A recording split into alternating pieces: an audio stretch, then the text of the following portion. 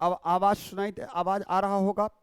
चलिए, तो मैंने आप लोगों को सिखा था कि आज का जो टॉपिक है वो जम्मू कश्मीर एवं अनुच्छेद 370 का टॉपिक है।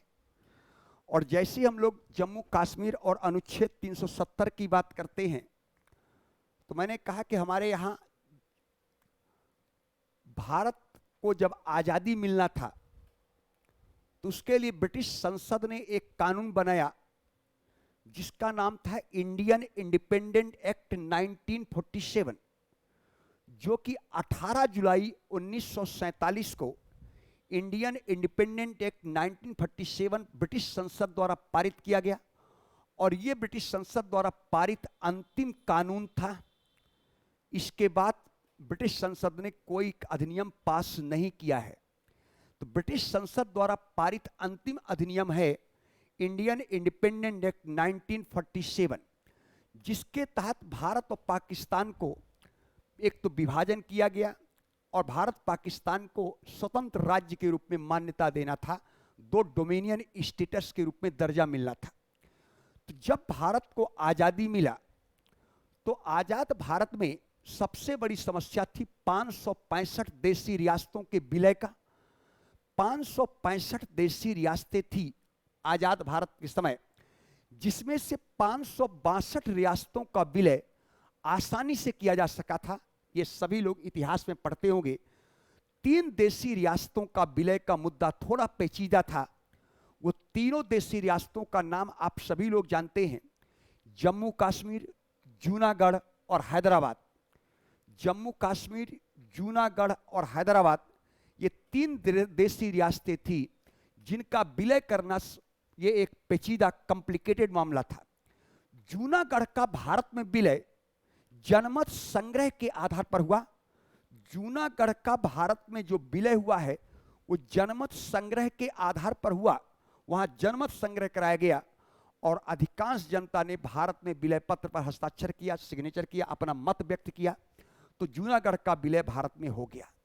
हैदराबाद का जो भारत में विलय हुआ है वो एक सैनिक कार्रवाई के तहत भारत में विलय किया गया, जिसका नाम ऑपरेशन पोलो है। जिसका नाम ऑपरेशन पोलो है। नाम सुना होगा, जीएस के लिए, पीटी के लिए ध्यान रखिएगा। ऑपरेशन पोलो के तहत हैदराबाद का भारत में विलय हुआ है। अब सबसे बड़ा प्रॉब्लम जम्मू कश्मीर को लेकर है। जम्मू कश्मीर का महाराजा डॉक्टर हरि सिंह जम्मू कश्मीर के महाराजा थे।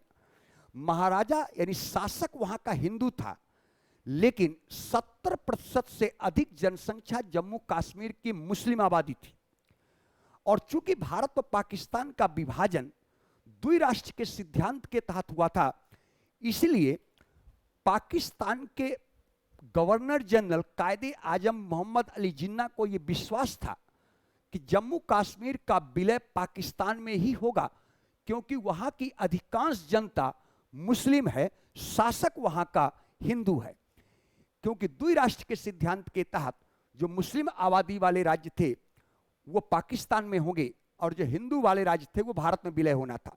इस आधार पर मोहम्मद अली जिन्ना को आत्मविश्वास था, ओवर कॉन्फिडेंस था कि जम्मू कश्मीर का विलय तो पाकिस्तान में होना तय है। लेकिन भारत पाकिस्तान को अभी आजादी नहीं मिला था, यह मामला शुरू हो चुका था। तब भारत के जो गवर्नर जनरल बनाए गए वो लॉर्ड माउंटबेटन थे। लॉर्ड माउंटबेटन जम्मू कश्मीर गए, श्रीनगर गए, और श्रीनगर जाकर के उन्होंने जम्मू कश्मीर के महाराजा हरि सिंह से मुलाकात किया। और उस मुलाकात में ये चर्चा किया कि जम्मू कश्मीर का विलय पाकिस्तान में कराना है कि भारत में कराना है। क्योंकि जम्मू कश्मीर का देशी रियासतों के पास 3 विकल्प था, या तो आपका विलय पाकिस्तान में होना है, या तो आपको विलय भारत में करना है, या स्वतंत्र राज्य के रूप में काम करना है। 3 विकल्प उनके पास था। तो डॉक्टर हरि सिंह ने जम्मू कश्मीर के जो महाराजा थे उन्होंने माउंटबेटन से पूछा कि अगर हम भारत में भी ना मिले और ना ही पाकिस्तान में मिले, बल्कि एक स्वतंत्र राज्य के रूप में जम्मू कश्मीर काम करे, तो क्या कोई समस्या है? तो उन्होंने कहा कि सैद्धांतिक तौर पर तो ये पॉसिबल है कि आपको कहीं कोई समस्या नहीं है, आप स्वतंत्र राज्य के रूप में काम करिए, कोई दिक्कत नहीं है, लेकिन व्यवहारिक रूप में ये संभव नहीं है। क्योंकि जो भारत पाकिस्तान का विभाजन हुआ है वो द्विराष्ट्र के सिद्धांत के तहत हुआ है और जम्मू कश्मीर की अधिकांश पॉपुलेशन मुस्लिम है, तो ये व्यवहारिक रूप में संभव तो नहीं है।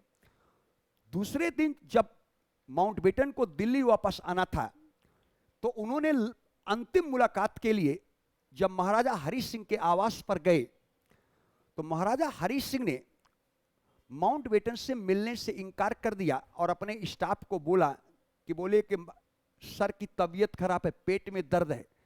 पेट में दर्द का बहाना बना करके उन्होंने माउंटबेटन से मुलाकात नहीं किया। अंततः बिना मुलाकात के ही माउंटबेटन को दिल्ली वापस आना पड़ा। यह ध्यान रखिएगा आप लोग कि अगर जम्मू कश्मीर का विलय उस समय पाकिस्तान में हो भी जाता तो माउंटबेटन ने भी कहा था कि भारत को कोई प्रॉब्लम नहीं होती कि जम्मू कश्मीर ने पाकिस्तान में विलय क्यों किया। लेकिन महाराजा हरि सिंह विचार कर रहे थे, इस बात को चिंतित थे, इस बात को सोच रहे थे कि अगर जम्मू कश्मीर का विलय पाकिस्तान में करते हैं तो पाकिस्तान एक इस्लामिक राष्ट्र है, तो वहां हिंदू राजा कैसे हो सकता है। यह पाकिस्तान में विलय को लेकर के उनके मन में संदेह था। और भारत चूंकि लोकतांत्रिक समाजवाद था, भारत एक सेकुलर कंट्री था, तो भारत समेत सभी धर्मों का सर्वधर्म समभाव की बात रखते हैं, हम सभी धर्मों का समान आदर और सम्मान करते हैं, इसलिए भारत में विलय पर कोई समस्या भारत को नहीं थी। लेकिन महाराजा हरि सिंह को इस बात को चिंता थी कि अगर भारत में विलय करते हैं तो भारत एक लोकतांत्रिक देश है, तो डेमोक्रेसी में क्या राजशाही को स्वीकार किया जाएगा। और आप लोग सभी लोग जानते हैं कि लोकतंत्र में राजशाही को कैसे स्वीकार करेंगे। इसलिए महाराजा हरि सिंह स्वतंत्र राज्य के रूप में कार्य करना चाहते थे। ना उनका विलय पाकिस्तान में था, ना वो विलय चाहते थे कि भारत में हो, क्योंकि अगर पाकिस्तान में विलय होगा तो इस्लामिक राष्ट्र होने के कारण पाकिस्तान उनको राजा एक्सेप्ट नहीं करेगा, और अगर भारत में विलय करते हैं तो लोकतंत्र होने के कारण भारत में राजशाही चलेगा नहीं। ये दोनों देशों में विलय होने से जम्मू कश्मीर के राजा को समस्या नजर आ रही थी, इसलिए वो स्वतंत्र राज्य के रूप में अपना काम करना पसंद कर रहे थे। इसीलिए माउंटबेटन से दिल्ली वापस आते वक्त उन्होंने मुलाकात भी नहीं किया था। पेट का बहाना बताया कि पेट में दर्द है, ये बहाना बताया, और वो पेट का दर्द आज तक जम्मू कश्मीर के लिए भारत पाकिस्तान का दर्द बना हुआ है। ये आप लोग सभी लोग अच्छे से जानते होंगे। कंफर्म हुआ, यहां तक कहीं कोई समस्या नहीं है। पहले हम लोग इतिहास पढ़ने से पहले थोड़ा सा भूमिका बना लें। आप लोग सभी लोग जानते हैं कि भारतीय संविधान के भाग 21 में अनुच्छेद 369 से लेकर 392 तक कुछ राज्यों को अस्थायी संक्रमणकालीन अस्थायी विशेष उपबंध दिया गया है। संक्रमणकालीन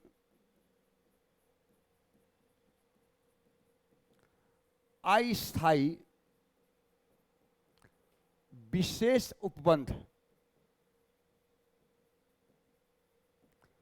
संक्रमणकालीन अस्थायी विशेष उपबंध के तहत इनको मान्यता दिया गया था।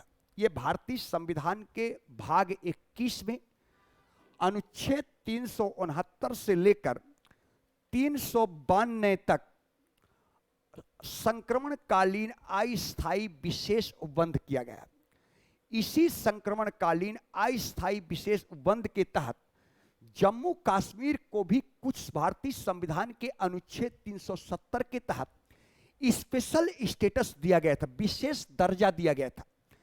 संक्रमणकालीन का मतलब होता है कि उस समय सिचुएशन सही नहीं थी, लेकिन जैसी परिस्थितियां ठीक हो जाएगी तो जो विशेष उपबंध का दर्जा है वो हटा लिया जाएगा। और अस्थायी का मतलब जो अनुच्छेद 370 के तहत जम्मू कश्मीर को कुछ विशेष दर्जा मिला है वो परमानेंट नहीं है, वो स्थायी नहीं है, वो अस्थायी है कि सिचुएशन ठीक होने के बाद परिस्थितियां जैसे ठीक हो जाएगी वैसे ही विशेष राज्य का दर्जा हटा लिया जाएगा। विशेष उपबंध जो उसको मिला है ये हटा लिया जाएगा। लेकिन 1950 से लेकर 26 जनवरी 1950 से लेकर 2018 तक भारत में केंद्र में इतनी सरकारें सत्तारूढ़ रहीं, कई पॉलिटिकल पार्टी की सरकारें बनी, कई प्राइम मिनिस्टर बने, लेकिन किसी ने इस दिशा में सकारात्मक कदम नहीं उठाया। तो 5 अगस्त 2019 को आप लोग सभी लोग जानते हैं कि एनडीए सेकंड सरकार बनी, जिसका नेतृत्व नरेंद्र मोदी के द्वारा किया जा रहा है अभी भी।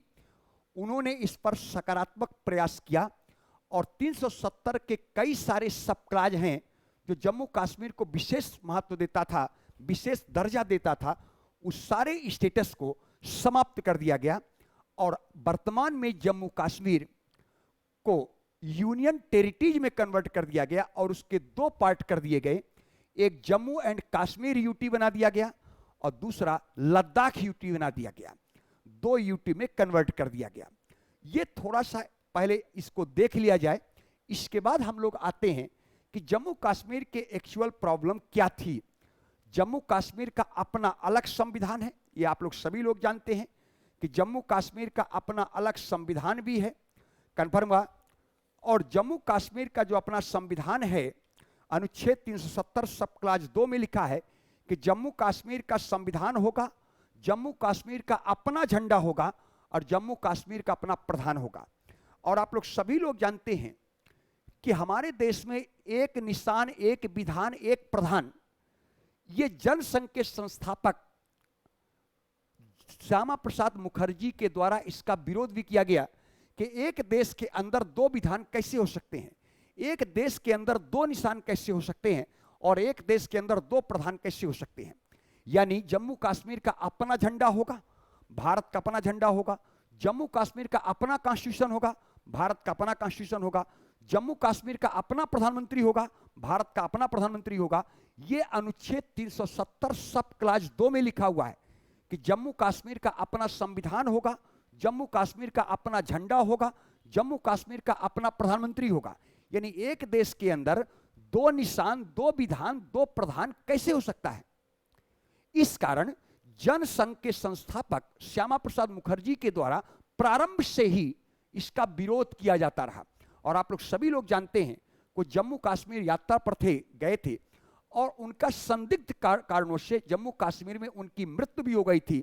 इसका मतलब है जनसंघ जो पूरा नाम है वो बीजेपी का पुराना नाम जनसंघ ही था।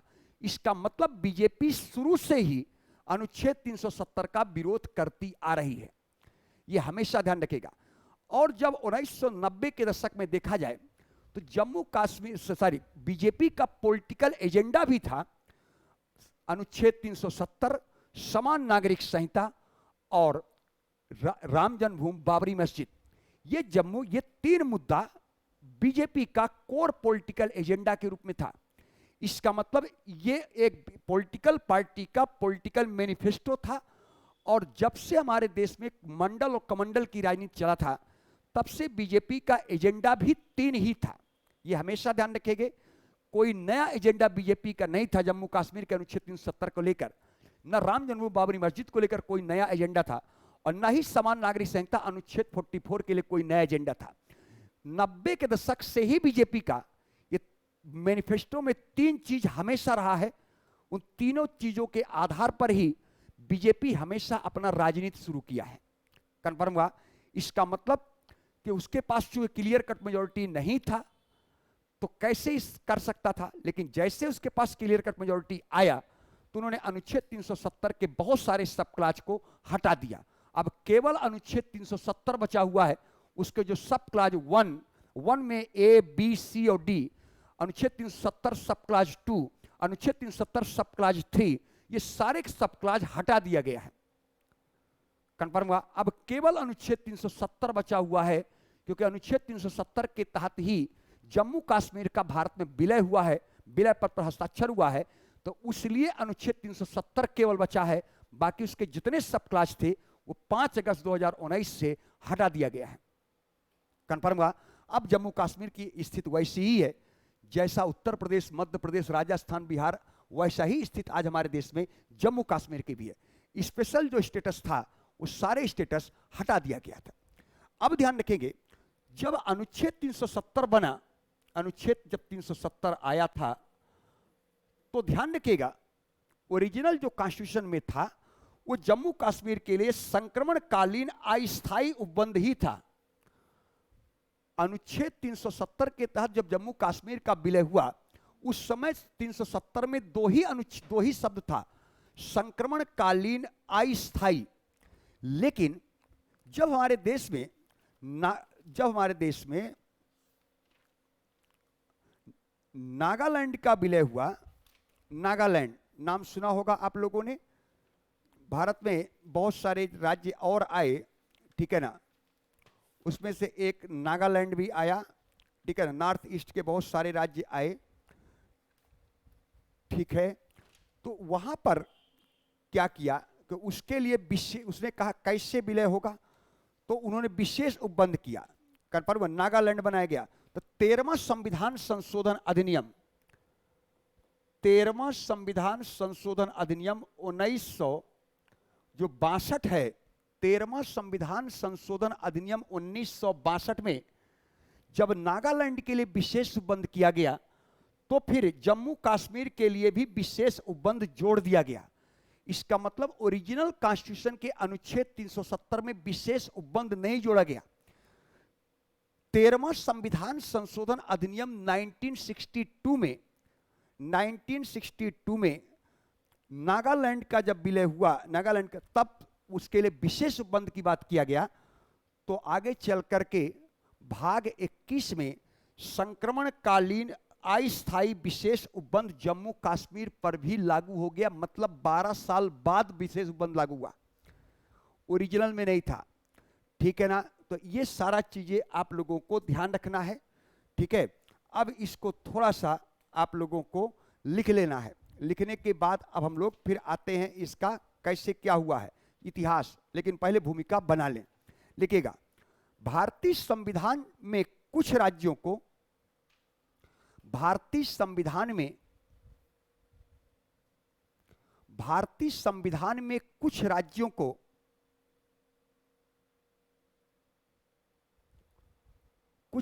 को अस्थायी संक्रमणकालीन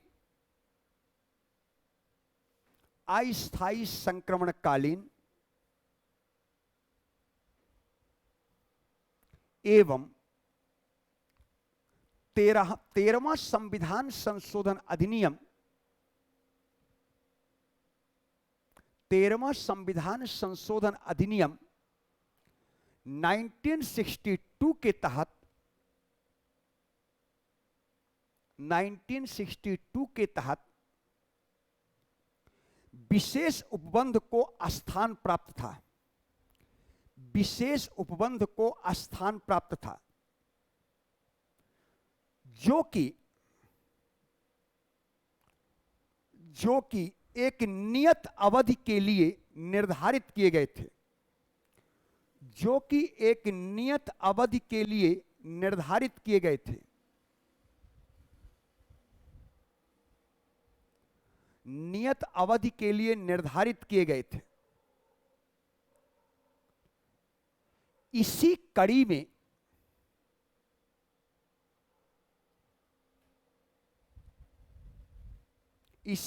में जम्मू कश्मीर संविधान के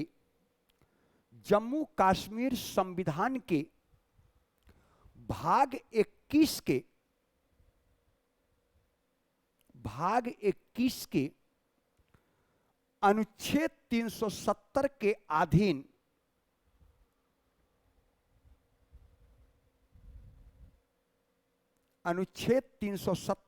अधीन जम्मू कश्मीर राज्य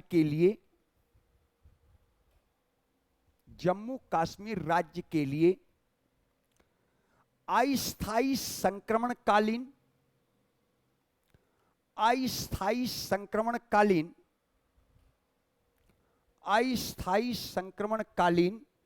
विशेष उपबंध का प्रावधान किया गया। अस्थायी संक्रमणकालीन विशेष उपबंध का प्रावधान किया गया। जो कि 5 अगस्त 2019 को 5 अगस्त 2019 को अनुच्छेद 370 के अधीन अनुच्छेद 370 के अधीन जम्मू कश्मीर राज्य के लिए जम्मू कश्मीर राज्य के लिए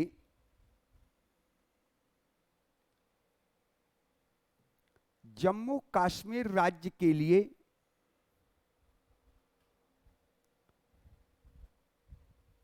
विशेष दर्जा हटा लिया गया। विशेष दर्जा हटा लिया गया तथा 2 संघ शासित प्रदेश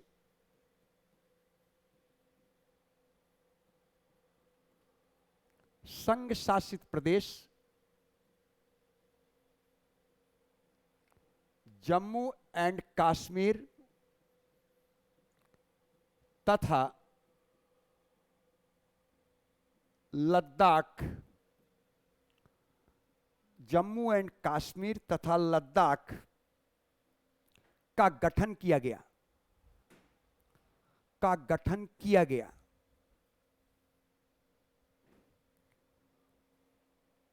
जम्मू कश्मीर में परिसीमन किया गया। जम्मू कश्मीर में परिसीमन किया गया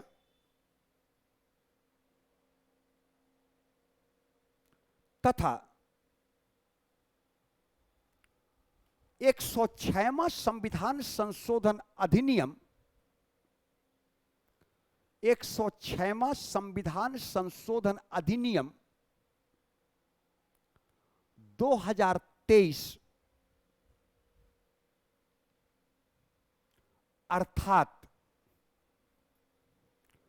अर्थात नारी शक्ति बंधन अधिनियम 2023 के तहत 1/3 सीटें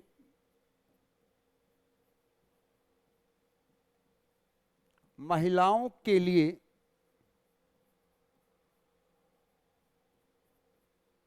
आरक्षित किया गया। 1/3 सीटें महिलाओं के लिए आरक्षित किया गया, जो कि जम्मू एंड कश्मीर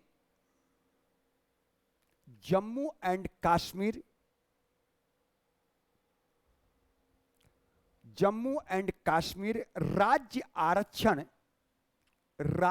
आरक्षण दूसरा संशोधन विधेयक, यही नाम लिखेगा, जम्मू एंड कश्मीर राज्य आरक्षण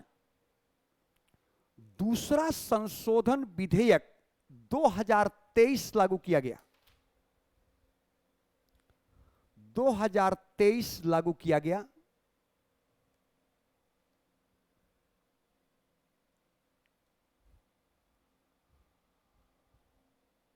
तथा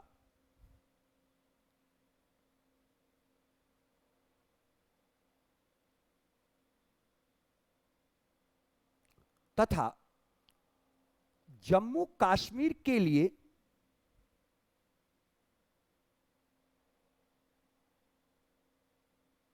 जम्मू कश्मीर के लिए 114 विधानसभा 114 सदस्यीय 114 सदस्यीय विधानसभा 114 सदस्यीय विधानसभा तय किया गया। 114 सदस्यीय विधानसभा तय किया गया, जिसमें जिसमें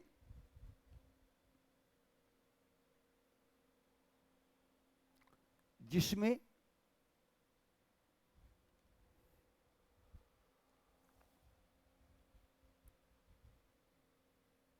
43 सीटें जम्मू से, 43 सीटें जम्मू से, 47 सीट कश्मीर से, 47 सीट कश्मीर से तथा 43 seat Jammu,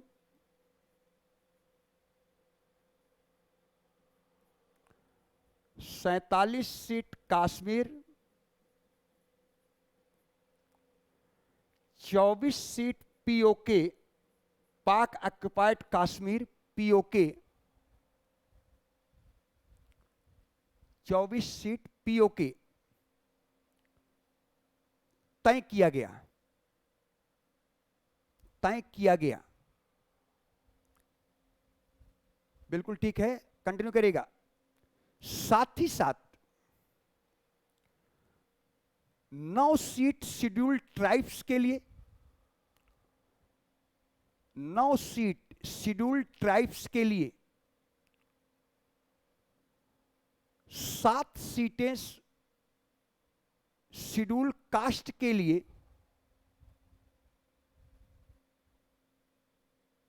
7 seat schedule caste के लिए तथा 5 सीटें नॉमिनेट करेगा राज्यपाल। 5 सीटें राज्यपाल के द्वारा नॉमिनेट किया जाएगा, मनोनीत किया जाएगा।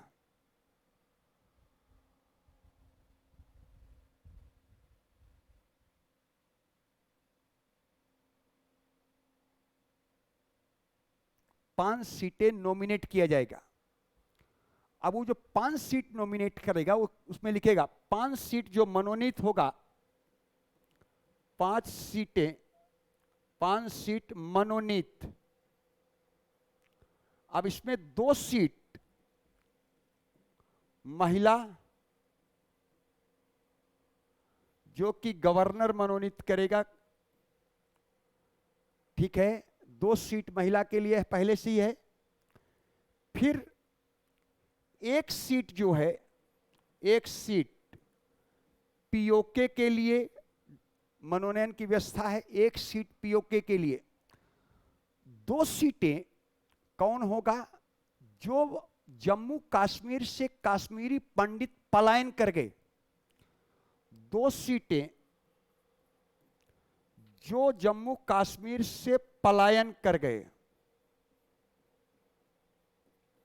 पलायन कर गए, 2 सीटें वो है, वो मनोनयन करने की 2 सीटें जो लोग वहां से पलायन कर गए, विशेषकर मैं कश्मीरी पंडित की बात कर रहा हूं। इस 2 सीट में 1 सीट महिला की होगी, 1 सीट यहां भी महिला होगी। यानी जो 2 सीटें पलायन करने वाले लोगों के लिए होगा, ठीक है ना, जो कश्मीरी पंडित पलायन कर गए, माइग्रेट कर गए वहां से, तो वो 2 सीटें पलायन कर गए लोगों के लिए मनोनीत होगा। लेकिन 1 सीट इसमें भी महिला होगा, तो 2 सीट पहले से महिला के लिए है, 1 सीट और महिला हो गया पलायन वाले में, और 2 सीटें, 1 सीट पीओके के लिए आ गया। पीओके से भी एक व्यक्ति को नॉमिनेट किया जाएगा। ये व्यवस्था है हमारे यहां परिसीमन के बाद। परिसीमन के बाद ये सीटों की संख्या तय की गई है। इस सब चीजों को ध्यान रखिएगा आप लोग, ठीक है। अब लिखिएगा, आप लोग सभी लोग जानते हैं कि अनुच्छेद 370 के जब बहुत सारे प्रोविजन हटाए गए, 35 से हटाया गया, तो कुछ लोगों ने सुप्रीम कोर्ट में याचिका दायर किया कि 370 हटाना असंवैधानिक है। 370 हटाना असंवैधानिक है, यानी 370 के विरोध में कोर्ट में याचिका दायर किया गया। लेकिन सुप्रीम कोर्ट ने सुनवाई किया और सुप्रीम कोर्ट ने अनुच्छेद 370 तथा अनुच्छेद 35A को हटाना सही ठहराया। सुप्रीम कोर्ट ने इसको हटाने को सही ठहरा दिया। इसका मतलब कोई हटाने की प्रक्रिया गलत नहीं थी, कहीं कोई समस्या नहीं है। 370 के बहुत सारे जो सब क्लास थे उनको हटा देना सुप्रीम कोर्ट ने समीक्षा करके बताया कहीं से असंवैधानिक और अवैध नहीं है, कोई गलत तरीके से नहीं हटाया गया। तो 370 को हटाना सुप्रीम कोर्ट ने वैधानिक घोषित कर दिया, सही है, तरीका सही था, कहीं कोई समस्या नहीं थी। तो लिख लीजिएगा, जहां सुप्रीम कोर्ट के द्वारा जम्मू कश्मीर के संदर्भ में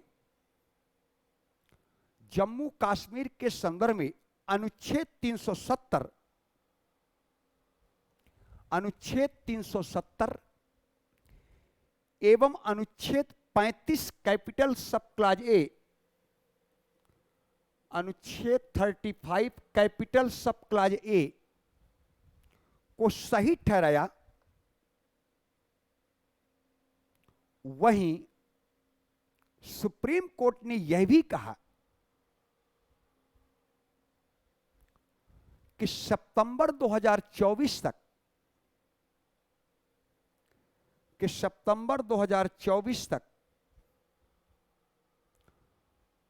चुनाव कराया जाए, सितंबर 2024 तक चुनाव कराया जाए,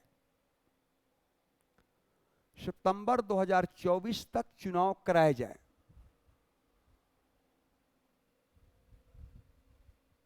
ठीक है, यह सुप्रीम कोर्ट ने कहा है कि सब बिल्कुल सही ठहराया है। 370 को हटाने की जो प्रक्रिया थी वो प्रक्रिया गलत नहीं थी, बिल्कुल संवैधानिक तरीके से जैसा संविधान में व्यवस्था है उसी तरीके से 370 को हटा, बहुत सारे प्रोविजन को हटाया गया, 35 को हटाया गया। सुप्रीम कोर्ट ने इसको लीगलाइज कर दिया है। लेकिन सुप्रीम कोर्ट ने सरकार से कहा कि सितंबर 2024 तक विधानसभा का चुनाव करा लिया जाए। इसलिए अब तो परिसीमन आयोग के तहत सीटें भी तय हो गई है, आरक्षण की जो व्यवस्था करना था वो भी कर दिया गया है। ठीक है ना, इसलिए अब तो सरकार खुद ही वहाँ जम्मू कश्मीर का चुनाव कराएगी। सब कुछ तय हो गया है कि जम्मू में कितनी सीटें होंगी, कश्मीर में कितनी सीटें होंगी। पीओके के लिए हम लोगों ने 24 सीटें रखा है, एसटी के लिए कितना रिजर्वेशन, 9 सीटें, एससी के लिए 7 सीटें हैं, कन्फर्म। महिलाओं के लिए 1/3 सीटें आरक्षित है ही है, जो नारी शक्ति बंधन अधिनियम 2023। इसके अलावा 5 सीटों को मनोनयन की व्यवस्था है, जिसमें 2 पहले से ही महिलाएं मनोनीत होती रहीं, 1 पीओके के लिए रखा गया है।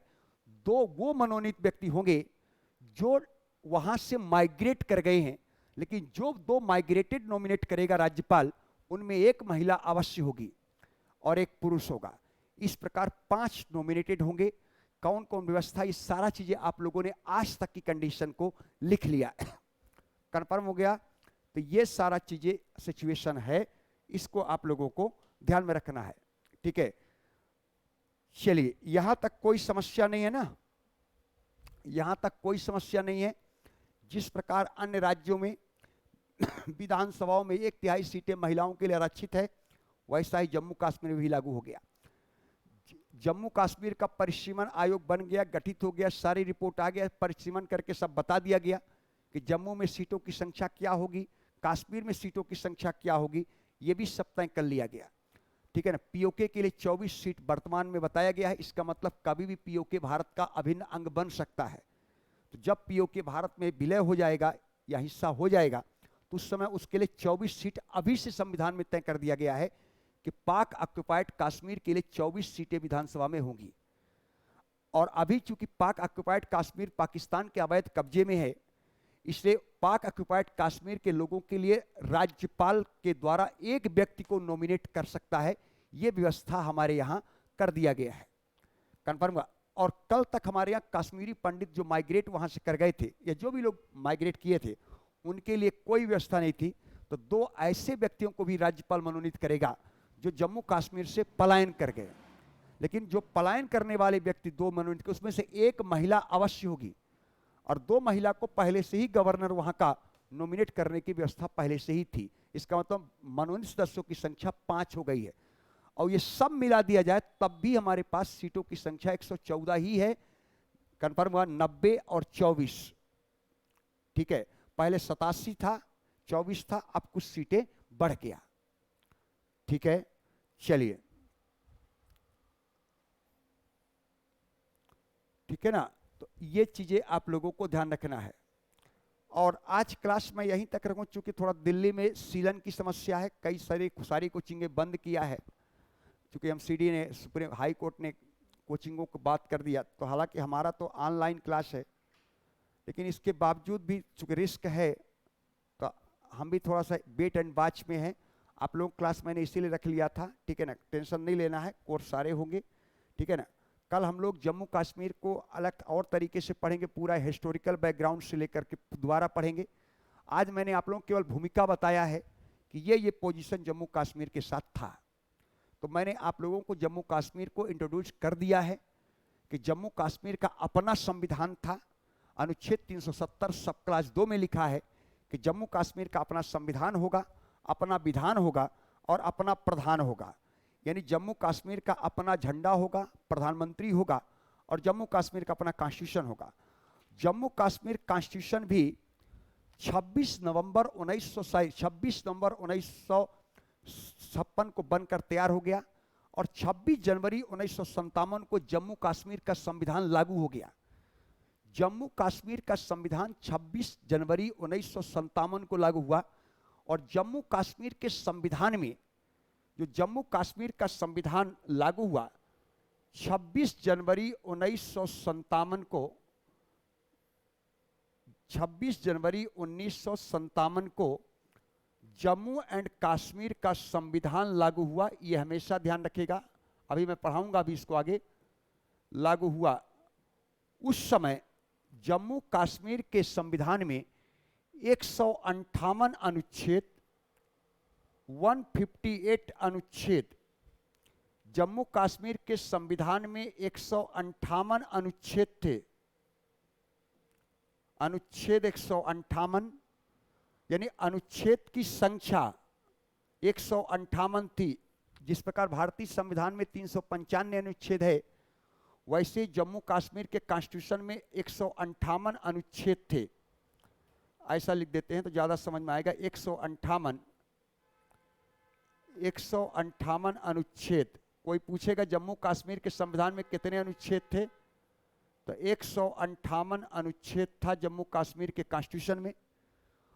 13 भाग थे, भाग जम्मू कश्मीर में 13 था और 7 अनुसूचियां थी। ये सब चीजें ध्यान रखिएगा, आगे मुझे पढ़ाना है। जम्मू कश्मीर का संविधान 26 जनवरी 1957 को लागू हुआ, जिसमें 158 अनुच्छेद, 13 भाग और 7 अनुसूचियां थी। कन्फर्म हुआ। और जिस दिन जम्मू कश्मीर का संविधान लागू हुआ, उसी दिन जम्मू कश्मीर की कॉन्स्टिट्यूशन असेंबली, जिस दिन जम्मू कश्मीर का संविधान लागू हो गया, उसी दिन जम्मू कश्मीर की कॉन्स्टिट्यूशनल असेंबली को डिजॉल्व कर दिया गया।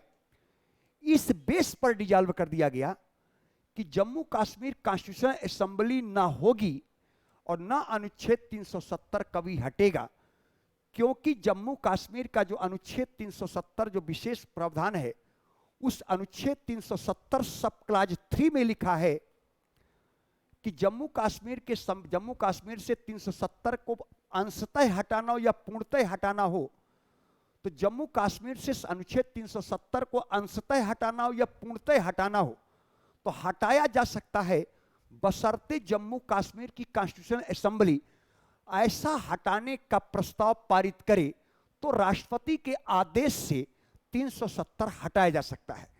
तो जम्मू कश्मीर कॉन्स्टिट्यूशनल असेंबली इसी बेस पर डिजॉल्व हो गया कि ना जम्मू कश्मीर की कॉन्स्टिट्यूशनल असेंबली रहेगी, ना ऐसा कभी प्रस्ताव पारित करेगी, ना राष्ट्रपति के आदेश से 370 हटेगा।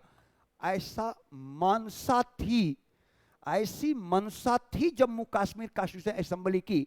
इस आधार पर जम्मू कश्मीर कॉन्स्टिट्यूशनल असेंबली 26 जनवरी 1957 को जम्मू कश्मीर का कॉन्स्टिट्यूशन लागू होने के साथ ही डिजॉल्व कर दिया गया। समझ में आया? समझ में आया जम्मू कश्मीर कॉन्स्टिट्यूशन असेंबली क्यों डिजॉल्व कर दिया गया? क्योंकि अनुच्छेद 370 सब क्लाज 3 में लिखा हुआ है, अभी पढ़ाऊंगा। क्या लिखा है कि 370 को अंशतः हटाना हो या पूर्णतः हटाना हो तो हटाया जा सकता है, बशर्ते जम्मू कश्मीर कॉन्स्टिट्यूशन असेंबली हटाने वाला ऐसा प्रस्ताव पारित करे तो राष्ट्रपति के आदेश आएगा और उस आदेश से 370 के प्रोविजन हटाए जा सकते हैं। तो ना रहेगी बांस ना बजेगी बांसुरी। इसका मतलब ना कॉन्स्टिट्यूशनल असेंबली रहेगी, ना कभी ऐसा प्रस्ताव पारित होगा, ना राष्ट्रपति के आदेश से कभी 370 हटना है। यह जम्मू कश्मीर कॉन्स्टिट्यूशनल असेंबली की मंशा थी। इसी आधार पर Jammu Kashmir constitutional assembly constitution लागू होने के साथ डिसॉल्व हो गई। समझ में आया? समझ में आया मेरी बात? यह व्यवस्था था, ठीक है। लेकिन कैसे हट गया ये हम लोग चर्चा करेंगे।